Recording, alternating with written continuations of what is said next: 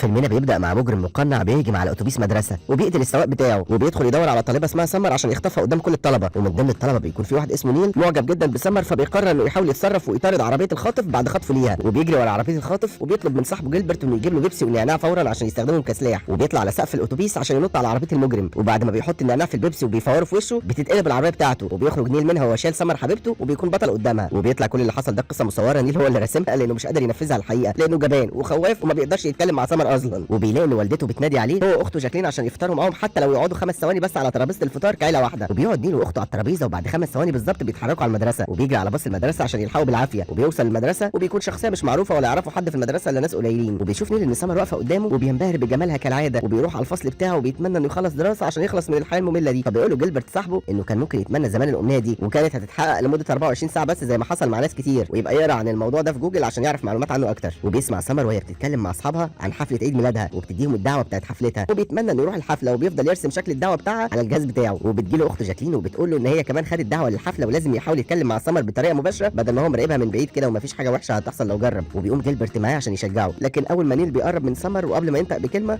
ما بيقدرش يسيطر على بطنه وبيبهدل الدنيا، وبتكون كل المدرسه شايفين اللي حصل، وبيندم نيل انه سمع كلام اخته وبيروح بيته وهو مكتئب وبيرسم فارس الاحلام اللي كان بيتمنى يبقى شكله، فبيجي له جيلبرت عشان يلعبوا سوا وبيهون عليه شويه اللي حصل، وبيفضلوا يلعبوا لعبه الرقص اللي هم محترفين فيها جدا، وبيقول له جيلبرت انه لازم يستعيد ثقته بنفسه بسرعه ويحاول مره ثانيه مع سمر يمكن ينجح، وبيقول له نيل انه بيفكر ما يقربش اصلا منها تاني، وبيفضلوا يرقصوا شويه وبيطلعوا على سطح البيت عشان يدردشوا، وبيقول له جيلبرت انه يبقى يجرب يتمنى امنيه عند الساعه 11 و11 دقيقه بالظبط زي ما الاسطوره بتقول يمكن فعلا امنيته تتحقق، وبيروح جيلبرت بيته وبينام نيل وجنبه جهازه اللي بيرسم عليه، وجهازه بينور عند الساعه 11 و11 دقيقه بالظبط، وبيجي تاني يوم وبيقوم نيل من النوم وبيلبس هدومه بسرعه عشان يلحق الباص، وبيروح لجيلبرت وبيقول له انه ما عرفش ينام كويس من امبارح، فبيسيبه جيلبرت وبيمشي كانه ما يعرفوش، وبيستغرب نيل من طريقه جيلبرت وبيروح وراه، واول ما بيعدي قدام مرايه بيفضل واقف قدامها لانه شاف انه بقى شخص تاني مش نفس شكله، وان الشخص التاني ده شبه الشخصيه اللي رسمها بالظبط، وبيلاقي ان بسبب مظهره الجديد اي حد في المدرسه بقى بيسلم عليه، وبيفهم ان امنيته اتحققت وان شكله اللي الناس شايفاه بقى اجمل بكتير، وبيقضي اول يوم في المدرسه بشكله الجديد وبيكون كل الطلبه حابين يتكلموا معاه او يسلموا عليه، وفي نهايه اليوم بيروح لجيلبرت عشان يحكي له اللي حصل له لكنه ما بيصدقوش لحد ما نيل بيحكي له كل الحوار اللي دار بينهم امبارح بالليل، وبيقول انه يساله عن اي حاجه نيل بس هو اللي يعرفها وهو هيجاوب له عليها، وبيرد على كل اسئله جيلبرت صح لحد ما بيطلب منه انه يرسمه زي ما جاك رسم روز في فيلم تايتانيك، وقبل ما يطلعوا بيت جيلبرت بيلاقوا جاكلين قدامهم فبياخدوها معاهم كمان عشان نيل يحكي لها اللي حصل، وبيرسم نيل صاحبه جيلبرت وبيقارنوا شكل نيل الجديد بالشخصيه اللي هو راسمها وبيصدقوا قصته اخيرا، وبتقول له اخته انها هتداري عليه في البيت عشان اهلهم ما ياخدوش بالهم من اختفائه لانه مستحيل يرجع بيته وهو شكله مختلف، وبيبدا جيلبرت انه يهيئ نيل لشخصيته الجديده وبيقول له انه هيناديله باسم ايس قدام الناس، وبيعملوا اكونت على الانستجرام عشان يتشهر اكتر، وبيروحوا سوا عشان يشتروا هدوم جديده تليق بشخصيه ايس، وبعدها بيروح على المكان اللي هتكون فيه سمر عشان تجهز للحفله بتاعتها على امل انها تعزمهم على الحفله، وكالعاده اول ما بيقابلها نيل ما بيقدرش يتكلم وبيفضل يلخبط في الكلام لحد ما بيقدم لها نفسه على انه ايس، وبيتكلموا سوا وبيطلب منها دعوه لعيد ميلادها لانه سمع من جيلبرت انها تبقى حفله جميله ويتمنى يحضرها، وبتديله دعوه وبتروح تركب مع تشات صاحبها في العربيه بتاعته، وبيفرح نيل وجيلبرت انهم اخيرا هيروحوا الحفله وبيرقصوا في الشارع من فرحتهم، وبعدها جيلبرت بيقولوا ان جه وقت الخطوه الثانيه في خطتهم وهي ازاي ايس هيجذب انتباه سمر بشخصيته الجديده، وبيكون نيل فقد الثقه تماما في نفسه وعارف انه مستحيل يهزم تشاد لانه اجمل واحسن منه ده غير العربيه اللي هو راكبها، فبيقول له جيلبرت انه هيحل مشكله العربيه دي، وبيروحوا على جيمي جار نيل اللي بيكونوا مراقبينه من فتره وعارفين انه بيسوق احسن العربيات الموجوده، وبيطلبوا مساعدته لان نفسهم يروحوا حفله مهمه بعربيه قويه عشان يجذبوا انتباه البنات، فبيعجب جيمي بتفكيرهم وبيطلب منهم يركبوا عربيته البورش شويه وبيوريهم سرعتها، ولما العربيه بتقف مره واحده بيترمي نيل على العربيه، وبعدها بيتحركوا كلهم على بيت جيمي عشان يعرف منهم هيقدروا يدفعوا كام، فبيقول له جيلبرت ان كل اللي معاهم $70 ومحتاجين العربيه عشان يروحوا الحفله، فبيوافق انه يديهم العربيه بشرط انه يروح معاهم، وبيوافقوا في سبيل العربيه، وبيتفقوا انهم يتقابلوا على الساعه 7 وبيكونوا موجودين في البنزينه اللي هيتقابلوا فيها، وبيبقوا قلقانين لا يكون جيمي ضحك عليهم ومش هيجي في الاخر لحد ما بيلاقوا ان جيمي داخل بسلاح في ماركت البنزينه وبيسرق فلوس الكاشير وبيطلب منهم يساعدوه فورا، وبيكونوا مش عارفين يعملوا ايه لحد ما الموظف بيطلع بندقيه وبيضرب بيها عليهم، فبيضربوا جيمي وبيهرب بالعربيه هو وجيلبرت، لكن جيلبرت ما بيرضاش يسيب صاحبه وراه وبياخده معاه عشان يبعدوا فورا عن المكان، واول ما بيركنوا العربيه بيتخانق نيل معاهم هما الاثنين على اللي حصل وانه ما كانش يتمنى انه يتعرض لاطلاق نار اصلا واللي بيحصل له ده جنان، وبيتخانق مع جيلبرت وبيسيبه وبيمشي، وبيقرر انه يروح الحفله لوحده، وبيتصل بجاكلين اخته عشان يعرف اخبار الحفله ايه، فبتقول له ان تشاد جاب هديه لسمر ولازم هو كمان يجيب لها هديه، فبيدخل محل عشان يشتري شوكولاته منه لانه عارف ان سمر بتحبها، لكنه بيلاقي شرطي بيدور عليه هو وجيلبرت بسبب الكاميرات اللي صورت عمليه السرقه، فبيحاول يهرب من المحل وبيلاقي ان في حرامي تاني موجود عشان يسرق المكان برضه، وبياخد الحرامي رهين عشان يخرج من المكان لحد ما نيل بيضربه وبيهرب، وبيكون جيلبرت وجيمي راحوا حفله تانيه للشخصيات المهمه، وبيفضل جيلبرت مستمتع بوقته لحد ما جيمي بياخد باله ان في ناس بتروح ناحيه مكان معين بتراقب، فبيخمن ان المكان ده هو الخزنه بتاعت الملهى وبيقدر انه يدخله، وبيهدد الامن اللي بيلاقيه انه يسلمه كل الفلوس اللي قدامه، ولكن قبل ما بيتكلم بيجي واحد من وراه وبيضربه وبيقبض عليه هو وجيلبرت سوا، وبيقعدوا قدام الرئيسه وبتقول لهم انها طول حياتها ماسكه المنطقه وبتبيع فيها مخدرات ومحدش فكر يسرقها، ومش بعد كل السنين دي اتنين زيهم هيقدروا يسرقوها، فبيقول لها جيلبرت انه ممكن يساعدها بدل ما تموته هو كمان وممكن يشتغل معاها كمان اول ما يخلص المدرسه، فبتتضايق ان في طفل في المدرسه قدر يدخل حفلتها وان دمه مخالف للقوانين وممكن تتحبس بسببها، وبتطردهم بره المكان بعد ما بتاخد من جيمي العربيه بتاعته، لكنه بيرفض انه يسيب عربيته، وبيقدر انه يوصل لها وبيسرقها تاني، وبيروحوا بيت جيمي عشان يغيروا هدومهم، وبيرجعوا على حفله سمر اللي فيها نيل بشخصيه ايس،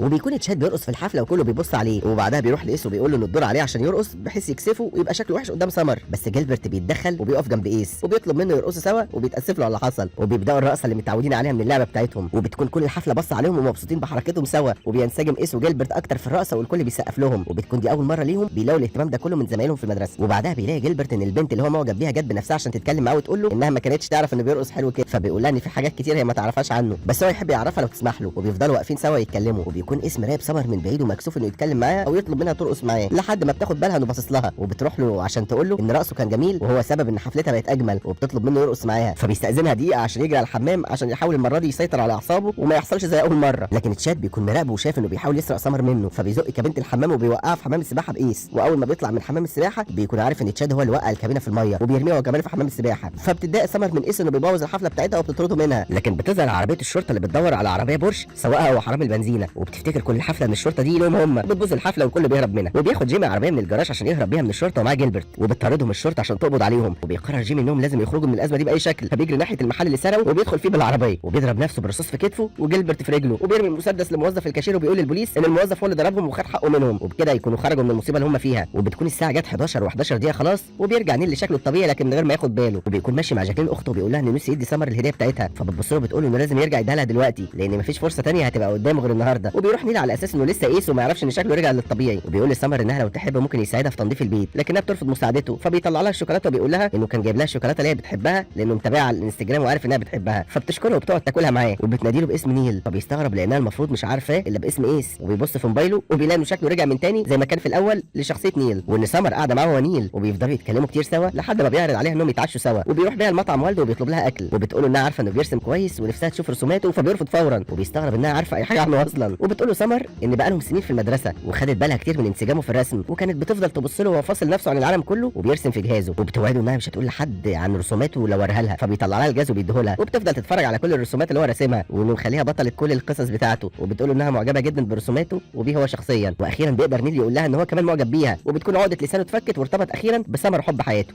الفيديو ده كتبه يوسف ابراهيم وسجله محمد طاهر اللي هو انا يعني، ومنتجه محمود مجدي، وما تنسوش تعملوا فولو لصفحه فيلم في الخمسين عشان تتابعوا الملخصات الدراميه، وفولو لصفحه محمد طاهر عشان تتابعوا الملخصات الكوميديه، وفولو لصفحه هكونا ماتاتا عشان تتابعوا ملخصات الانمي والكرتون. سلام.